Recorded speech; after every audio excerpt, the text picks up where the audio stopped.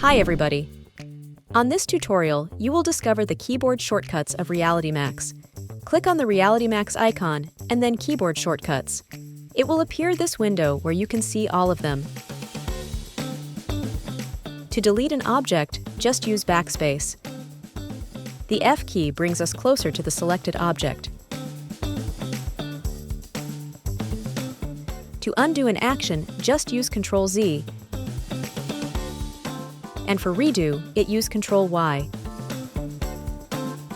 You can toggle grid with G key, and if you want the wireframe, use the W key. To add an object, simply drag a model from your device. Copy a model with Ctrl-C, paste it with Ctrl-V, or duplicate it with Ctrl-D. And these are the RealityMAX keyboard shortcuts. Use them to work faster. Catch you later!